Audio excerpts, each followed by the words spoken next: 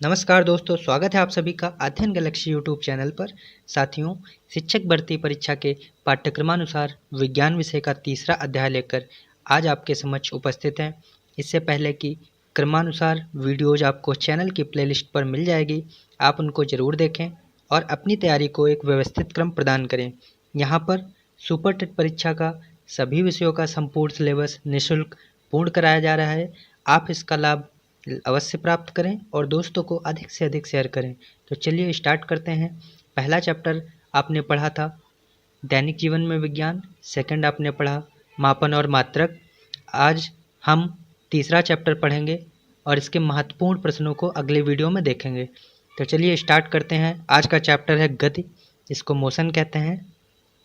इसके बारे में जानेंगे। तो इसकी परिभाषा की अगर हम लोग बात करें, यदि कोई वस्तु अन्य वस्तुओं की तुलना में समय के सापेक्ष स्थान परिवर्तन करती हैं तो वस्तु की इस अवस्था को गति या मोशन कहा जाता है।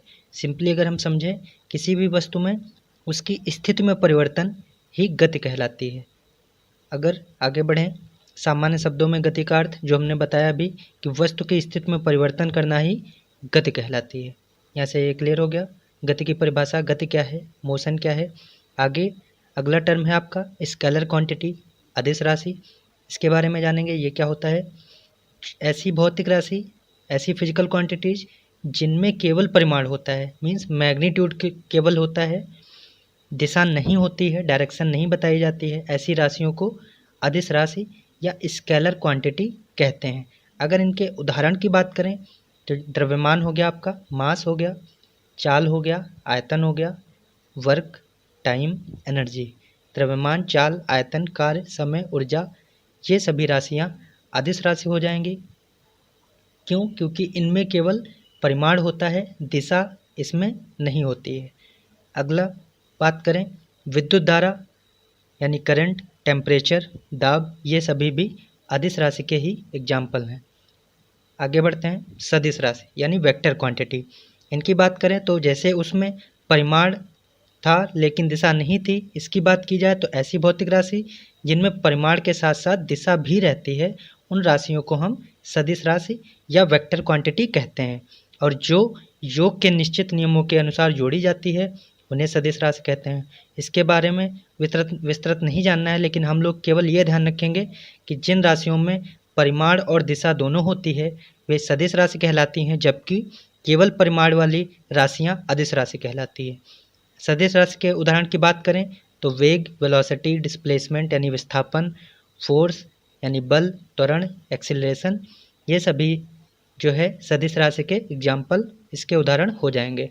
आगे बढ़ते हैं दूरी। इसमें कुछ निश्चित परिभाषाएं हैं, इनको भी जानेंगे जिससे आपका ये चैप्टर कंप्लीट होगा।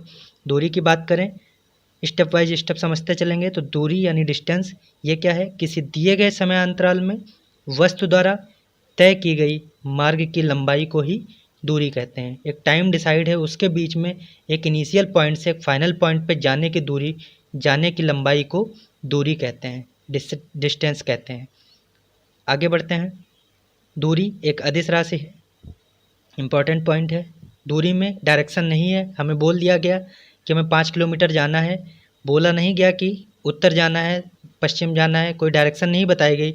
मीन्स केवल मैग्नीट्यूड बताया गया, 5 किलोमीटर परिमाण बताया गया, तो यह एक अदिश राशि हो गई।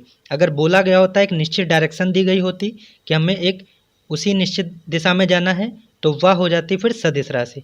और फिर उसको दूरी नहीं कहते, उसको क्या कहते, विस्थापन। आगे विस्थापन की भी बात करेंगे। और यहाँ से दूरी अदिश राशि हो गई, एक ये पॉइंट हो गया। और दूरी सदैव पॉजिटिव होती है, सदैव धनात्मक होती है, इसको हमेशा हम प्लस में नापते हैं। आगे बढ़ते हैं, विस्थापन की बात करते हैं। एक दी गई समय अवधि में वस्तु की स्थिति में परिवर्तन ही विस्थापन कहलाती है। एक दी गई समय अवधि में वस्तु की स्थिति में परिवर्तन विस्थापन कहलाती है। विस्थापन की बात करें तो यह सदिश मात्रक है। सदिश जैसे ही याद आएगा राशि तो हम याद करेंगे मैग्नीट्यूड यानी परिमाण भी होगा और डायरेक्शन यानी दिशा भी होगी। तो विस्थापन एक सदिश राशि हो गई और इसकी इकाई यानी यूनिट क्या है, मीटर है।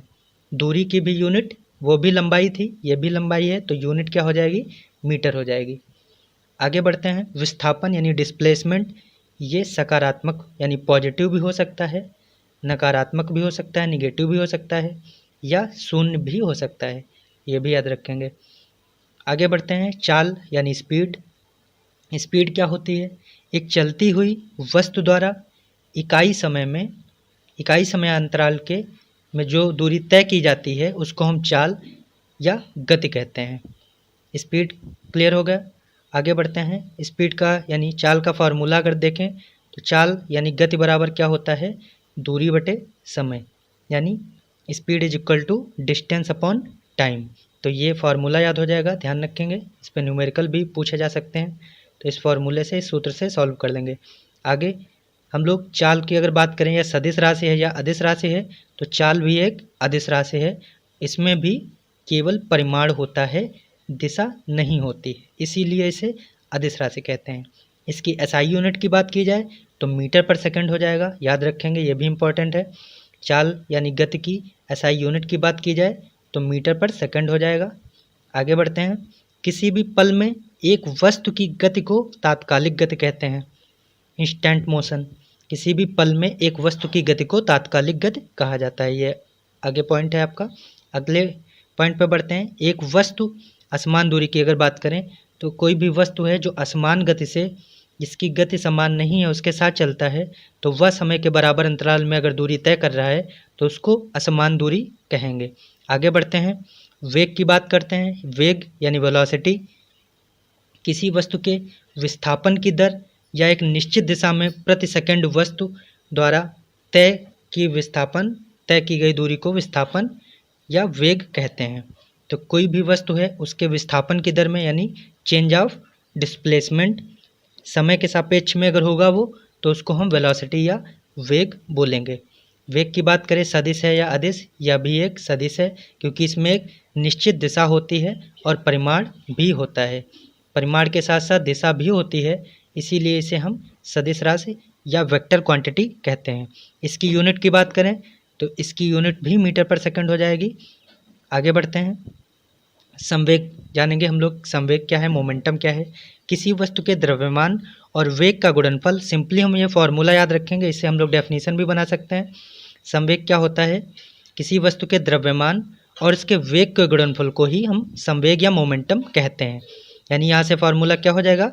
P इक्वल टू mv, यानी संवेग इक्वल टू वेग गुणे द्रव्यमान, वेलोसिटी इंटू मास। इसका एसआई यूनिट क्या हो जाएगा? किलोग्राम इंटू मीटर पर सेकंड। आगे बढ़ते हैं। त्वरण की बात करते हैं। त्वरण यानी एक्सीलरेशन। एक्सीलरेशन क्या है? तो किसी भी वस्तु के वेग परिवर्तन की दर को, एक ही शब्द याद रखेंगे, वेग परिवर्तन, वेग में अगर परिवर्तन हो रहा है तो उसको हम त्वरण यानी एक्सेलरेशन बोलेंगे, और इसका एसआई मात्रक क्या हो जाएगा? मीटर पर सेकंड स्क्वायर। आगे बढ़ते हैं।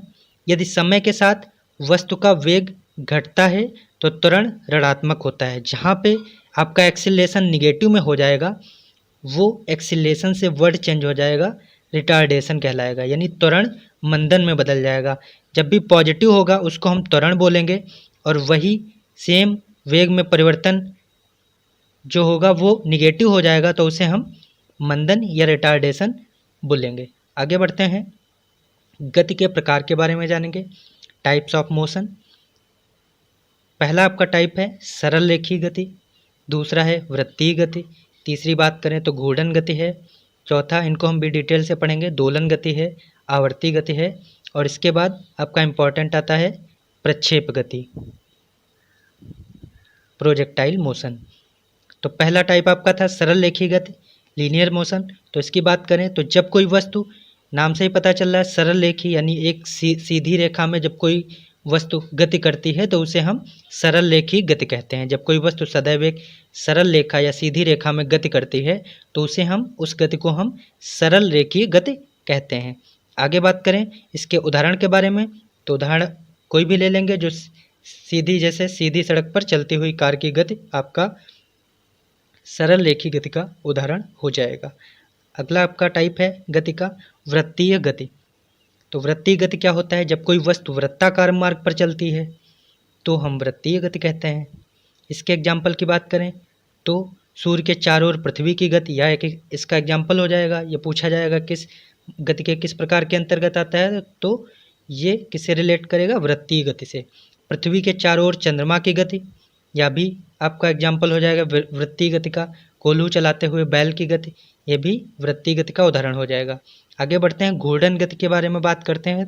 तो घूर्णन गति क्या होती है, जब कोई वस्तु अपने अक्ष के चारों ओर घूमती है, अपने एक्सिस के अराउंड घूमती है, तो हम उस गति को घूर्णन गति कहते हैं। ध्यान रखेंगे, केवल यहाँ पे याद रखना है अक्ष के चारों ओर, तो ऐसी गति को घूर्णन गति कहते हैं।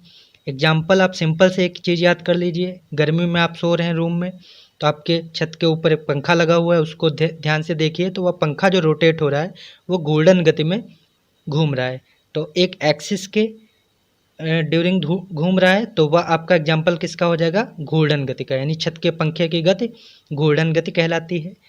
चक्की के पाटों की गति, लट्टू की गति, लट्टू याद रखेंगे, लट्टू अपनी एक्सिस पर घूमता है चारों तरफ, तो यह घूर्णी गति या घूर्णन गति के उदाहरण हो जाएंगे। आगे बढ़ते हैं, दोलन गति की बात करते हैं। तो दोलन गति क्या होती है, जब कोई वस्तु अपने माध्य स्थिति में दोनों ओर गति करती है। कोई पेंडुलम है और इसके दोनों तरफ यह मोशन कर रहा है, एक माध्य स्थिति में दोनों ओर गति करती है, तो इस प्रकार के गति को दोलन गति कहते हैं। जैसे झूले में झूलते हुए बच्चे की गति, यह आपका दोलन गति का एग्जाम्पल हो जाएगा। जैसे किसी स्प्रिंग में लटके हुए एक पिंड की गति, और एक आपका बेसिक सा एग्जाम्पल दीवार, जो पेंडुलम वाली दीवार घड़ी होती है उसको देखेंगे तो वह भी दोलन गति करता है। इस तरीके से एक माध्य स्थिति में गति करने की प्रोसेस को ही हम दोलनी गति या दोलन गति कहते हैं। आगे बढ़ते हैं, आवर्ती गति। तो जब कोई पिंड नियत समय अंतराल के बाद में अपनी गति की पुनरावृत्ति करता है, तो उसमें होने वाली गति को आवर्ती गति कहते हैं। कोई भी एक पिंड है, कोई ऑब्जेक्ट है, वह एक निश्चित समय अंतराल के बाद में अपनी गति को पुनरावृत्ति फिर से वही गति दोहराता है, तो उस गति को हम आवर्ती गति कहते हैं। इसका एग्जाम्पल क्या हो जाएगा, एक समान वर्तुल गति, सरल लोलक की गति, झूला झूलते बालक की गति, या स्प्रिंग में खींचने पर स्प्रिंग को खींचेंगे तो फिर से वह अपनी पोजीशन में आ जाएगी, और फिर से अगर उसको खींचेंगे तो वह पुनरावृत्ति करेगी, तो वो गति कौन सी हो जाएगी, आवर्ती गति। आगे बात करते हैं प्रक्षेप गति यानी प्रोजेक्टाइल मोशन की। तो प्रोजेक्टाइल मोशन क्या होता है, जब किसी पिंड को कुछ प्रारंभिक वेग दे करके फेंका जाता है, तो वह गुरुत्वीय बल के प्रभाव में परवलयाकार पथ पर गति करने लगता है। हम बॉल लेंगे, इसका एग्जाम्पल क्या हो जाएगा, गेंद को हम अगर फेंके किसी भी एक निश्चित स्थान पर ऊपर उछाल करके, तो वह कुछ इस शेप में दूसरी जगह गिरेगी जा करके, तो यही जो शेप बनेगा, यानी ये जो परवलयाकार पथ बनेगा, इस पथ में होने वाली गति को ही हम प्रक्षेप गति यानी परवलयाकार प्रक्षेप गति यानी प्रोजेक्टाइल मोशन गति कहते हैं। प्रोजेक्टाइल मोशन, तो इसके एग्जाम्पल की बात करें तो जैसे खिलाड़ी द्वारा फेंकी गई गेंद की गति, बंदूक से छोड़ी गई गोली की गति, ये सभी प्रक्षेप गति के उदाहरण हैं। आगे बात करते हैं गति के समीकरण की, इक्वेशन ऑफ मोशन। तो इसके समीकरण के बारे में जानेंगे। तो 3 इक्वेशन इसकी दी गई हैं गति की। v equal to u plus a t, s is equal to u t plus half a t square, और v square is equal to u square plus 2as। 3 equation हो गई आपकी। तो इसमें v क्या है, v के बारे में जाने तो v क्या है, स्मॉल v, ये अंतिम वेग है, फाइनल वेलोसिटी है। u क्या है, इनिशियल वेलोसिटी यानी प्रारंभिक वेग है। और जो इन इक्वेशन में t का यूज किया गया है, t हमारा टाइम है, समय है। और इन इक्वेशन में जो a और s है, तो a क्या है, एक्सीलरेशन यानी त्वरण को हम एक्सीलरेशन से a से डिनोट करते हैं, और s क्या है, दूरी है। तो ये थे 3 गति के समीकरण। तो गति में कुल मिलाकर यही सब कुछ है, आपको बहुत ध्यान से इसको पढ़ना है। और इस प्रकार आपका ये चैप्टर कंप्लीट हुआ। आप इस चैप्टर से संबंधित महत्वपूर्ण प्रश्नों को अगली वीडियो में पढ़ेंगे। चैप्टर के नोट्स की PDF भी आपको डिस्क्रिप्शन बॉक्स के लिंक में मिल जाएगी। आप उसे डाउनलोड करके अपना अध्ययन स्थायी कर सकते हैं। धन्यवाद।